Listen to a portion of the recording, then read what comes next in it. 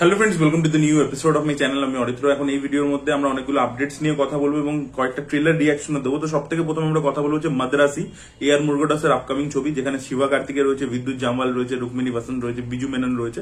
তো সেই ছবিটার ট্রেলার লঞ্চ করে গেছে। তামিল ভাষাতে তো আসছেই ডেফিনেটলি, 7টার সময় এসছে আর কি ট্রেলারটা। তামিলেও আসছে, সেখানেও ইংলিশ সাবটাইটেলস অ্যাভেলেবেল আছে এবং একই সাথে কিন্তু মেকার্সরা হিন্দি ট্রেলারটাও ড্রপ করেছে। হিন্দিতে ভার্সনটার নাম হচ্ছে দিল মাদ্রাসি বলে, এবং হিন্দি ডাবিং ভালোই হয়েছে, ডিসেন্ট হয়েছে আর কি।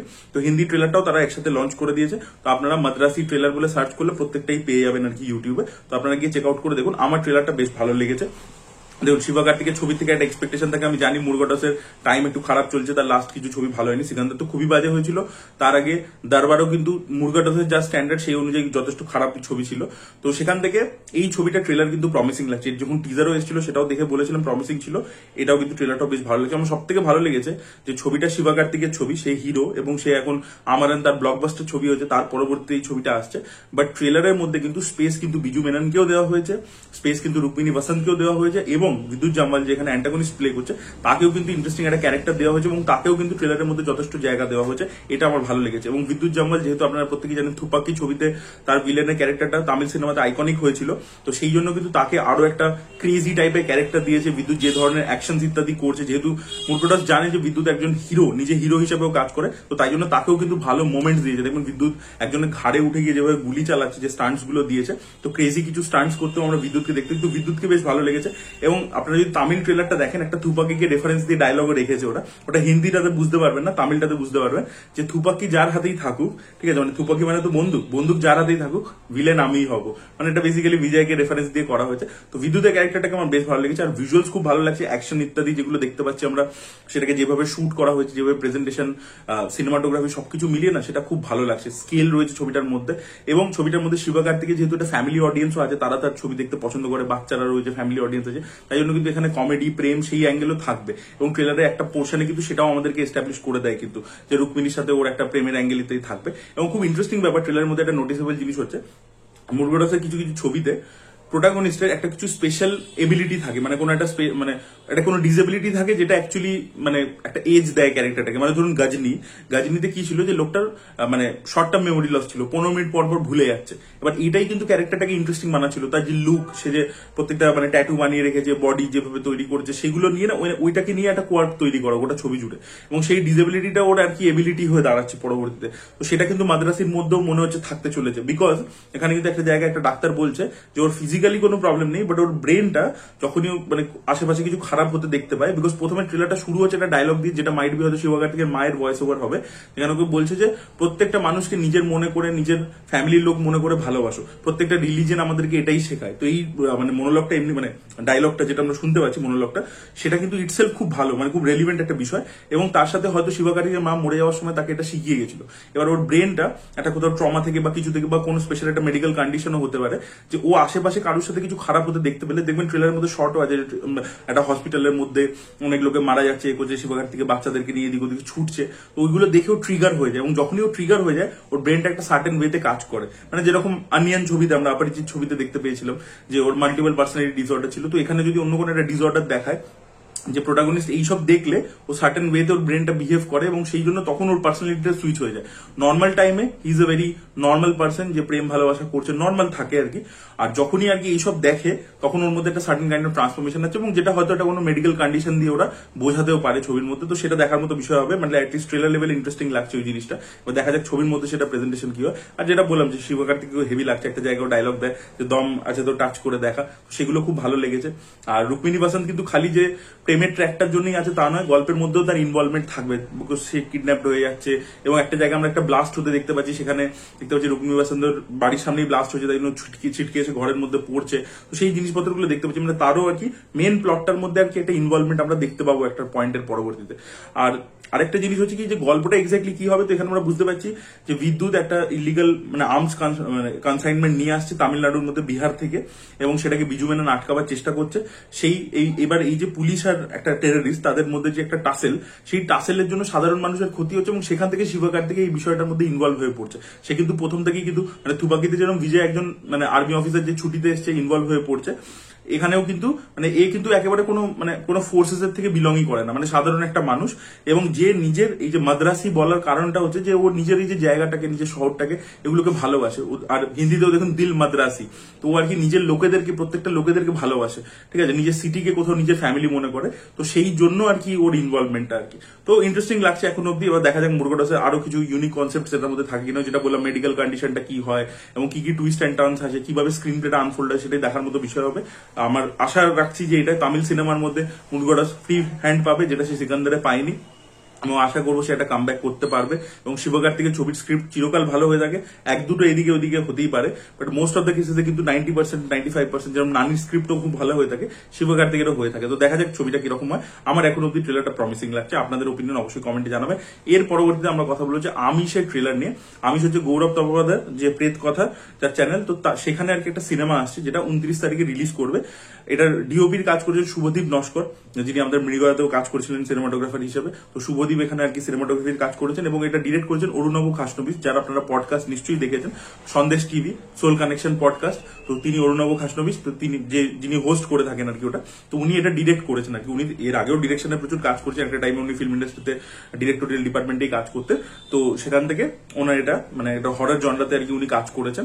এবং ট্রেলারটা দেখলাম, প্রীতি যে সোশ্যাল মিডিয়া ইনফ্লুয়েন্সার তিনি রয়েছেন, তিনি লিড চরিত্র প্লে করছেন এবং ট্রেলারটা কিন্তু আমার বেশ প্রমিসিং লেগেছে। ট্রেলারটা ওরা কম্প্যাক্ট করেছে। আমরা দেখতে পাচ্ছি একটা মেয়ে রয়েছে যে শহর থেকে, মানে খুব মডার্ন একটা শহরে মেয়ে, সে গ্রামে পৌঁছাচ্ছে নিজের মানে দাদু ঠাকুমার বাড়িতে থাকবে বলে। তো ওর যে ঠাকুমা রয়েছে সে একটা টাইমে খুব ভালো ননভেজ রান্না করতো, আমিষ রান্না করতো। তো মেয়েটা আর কি ওই স্মৃতিটা রয়েছে, ছোটবেলায় হয়তো আসতো বাড়ির মধ্যে। এবার ও এখানে দেখছে এখন এরা ভেজ খায়, এরা ননভেজ খায় না, ঠিক আছে। তো এটা ওকে প্রথম কথা অবাক করছে। এবং বাড়িটাও একটা ভুতুরে, একটা হন্টেড প্লেস, লাইট টাইট নেই। এবং যেটা বলতে হবে যে শুভদীপ যেভাবে অ্যাম্বিয়েন্সটা তৈরি করছে, যে ধরনের লাইটিং করেছে, পুরো বাড়িটাকে যেভাবে দেখাচ্ছে, সেটা কিন্তু দেখতে দারুণ লাগছে। তো সেই সব জিনিসপত্র বা সাউন্ডের যে ডিজাইন হয়েছে, হররের ক্ষেত্রে সাউন্ড, লাইট, এগুলো তো খুব ইম্পর্টেন্ট। তো সেটা কিন্তু একটা ইউটিউবের কাজ কিন্তু আপনার দেখে কোনো অ্যাঙ্গেল থেকে মনে হবে না, প্রোডাকশন ভ্যালু কিন্তু খুব ভালোভাবে রয়েছে। এবার এই মেয়েটা নোটিস করছে যে ঠাকুমা রয়েছে সে কিন্তু ননভেজ বলছে বাড়িতে রান্না হয় না, বাট রান্না করছে এবং একটা ঘরে কোথাও হয়তো নিয়ে যাচ্ছে। এবারে হয়তো মেয়েটা ফলো করছে, গিয়ে দেখতে পাচ্ছে যে কাউকে একটা খেতে দেয় এবং সেটা হয়তো একজন ভূত, ঠিক আছে। বা সেই ভূতটা সামনে চলে আসছে এবং তার যে প্রস্থেটিক মেকআপ ইত্যাদি, যতটুকু আমরা ঝলক ইত্যাদি ট্রেলারের মধ্যে দেখতে পাই, সেখানে কিন্তু মেকআপের কাজ বা ভিএফএক্স এর কাজ কিন্তু বেশ ভালো হয়েছে, সেটা কিন্তু যথেষ্ট ভালো লাগছে। লাস্ট যে ট্রেলারটার যে শটটা, ওটা আর কি টিপিক্যাল হরর শট, ওটা আমরা বহু ছবিতে দেখেছি, ওরকম ভাবে এগিয়ে আসে ক্যামেরার দিকে, তো ওইটা আর কি দেখেছি, ভালো লাগছে ওভারঅল মিলিয়ে। আর যেটা সব থেকে নোটিসেবল জিনিস ট্রেলারটার মধ্যে, যে একটা জায়গাতে এই মেয়েটা কিছুভাবে, এই মেয়েটা যে পাস্টে যখন আসতো আর কি নিজের দাদু ঠাকুমার কাছে, ওর সাথে কিছু জড়িয়ে রয়েছে ভূতটার অরিজিনটা, এটা 100%। বিকজ একটা দেখবেন ডায়লগ আছে প্রীতি, মানে ছোটবেলার ভার্সনে, যে একটা কাজের লোক হয়তো ওদের বাড়িতে ছিল, একটা কাজের মেয়ে, যাকে ও বলতো যে ওকে কিভাবে তুমি ননভেজ দিচ্ছ, ও কাজের মেয়ে, ওকে কেন মাছ দিচ্ছ, এ দিচ্ছ, এরকম একটা ডায়লগ আছে। তো কোথাও না সিনেমাটা আন্ডারটোনে, হয়তো উপর থেকে একটা হরর ছবি ডেফিনেটলি, এবং হরর ছবি মানে আপনারা জানেন যে তার আন্ডারটোনে কিছু না কিছু একটা মেসেজ দেওয়ার ব্যাপার থাকে। তো এখানে একটা ওই ক্লাস ডিফারেন্স, একটা হায়ারার্কি কিন্তু উঠে আসতে চলেছে, যেখানে হয়তো এই মেয়েটা একটা টাইমে ওকে যেহেতু ননভেজ খেতে দিত এই বাড়ির কাজের মেয়েটাকে, তো সেখানে আর কি কিছু করেছিল যে কারণে হয়তো মেয়েটা মরে গেছে বা দুঃখ পেয়েছে এবং সেখান থেকে সুইসাইড করে নিয়েছে বা কিছু করেছে, যে কারণে ও ভূত হয়েছে। এবং এখন আর কি ও বাড়ির অন্য কোনো লোককে ননভেজ খেতে দেয় না, নিজে খালি খায়, ঠিক আছে। তো এইরকম আর কি একটা জিনিস করেছে, হয়তো মাইট বি সেটা হতে পারে, এটা আমার পুরোটাই প্রেডিকশন। দেখা যাক আর কি সিনেমাটা কিরকম হয়।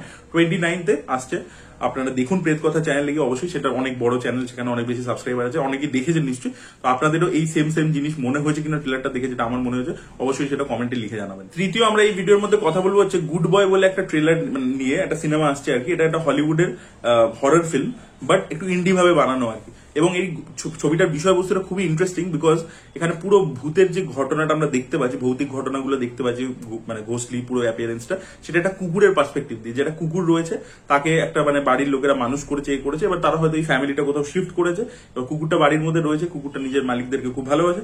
এবার কুকুরটা দেখবেন, এই যে আমরা বলি না যে কুকুররা সব থেকে আগে বুঝতে পারে, তারা সেন্স করতে পারে, তারা দেখবেন অনেক হরর ফিল্মে আমরা দেখতে কুকুর আগে থেকে চেঁচাচ্ছে বা ভূতটা কুকুরটাকে মেরে দিয়েছে, এরকম জিনিস। এখানে পুরো মানে ছবিটার যে পুরো হরর ছবিটার পার্সপেক্টিভটা হচ্ছে কুকুরের।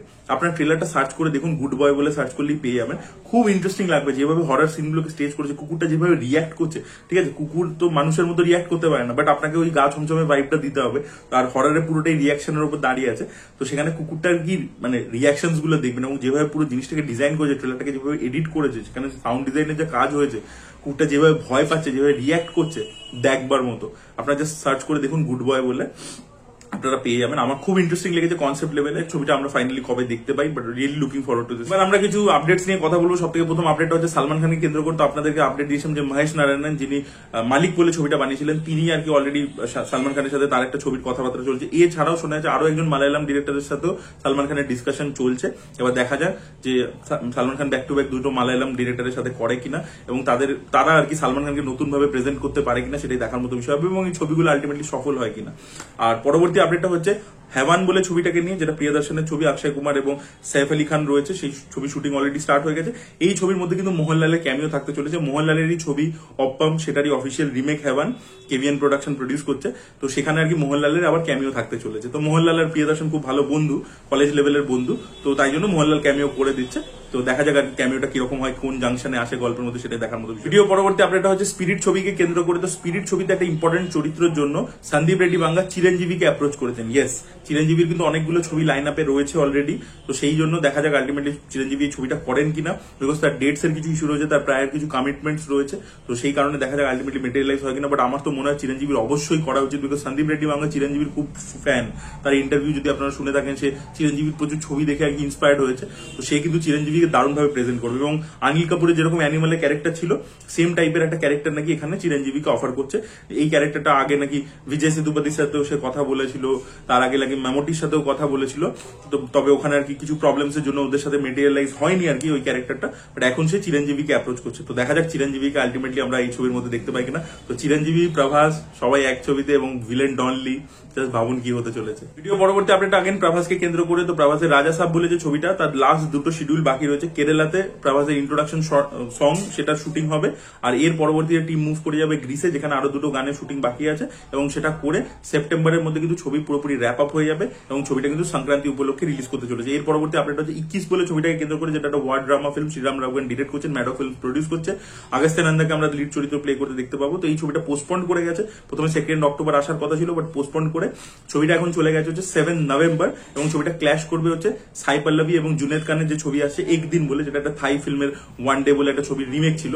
তো সেই ছবিটার সাথে ক্ল্যাশ করতে চলেছে। এবার দেখা যাক কোন ছবিটা বেটার হয়, বাট আমার মনে হচ্ছে 21 বেটার হবে। শ্রীরাম রাঘবনের ছবি, সে অনেক ভালো একজন পরিচালক। তো দেখা যাক আর কি কোন ছবিটা বেটার হয়। ভিডিওর একদম লাস্ট আপডেটটা হচ্ছে আগেন আমাদের বিজয়ের জননায়কন ছবিটাকে কেন্দ্র করে। তো আপনাদেরকে আপডেট দিয়েছিলাম যে অ্যাটলি, লোকেশ এবং নেলসন, তাদের তিনজনে ক্যামিও থাকতে চলেছে এই ছবির মধ্যে, এবং তাদের তিনজনকে আমরা জার্নালিস্ট হিসেবে দেখতে পেতে চলেছি।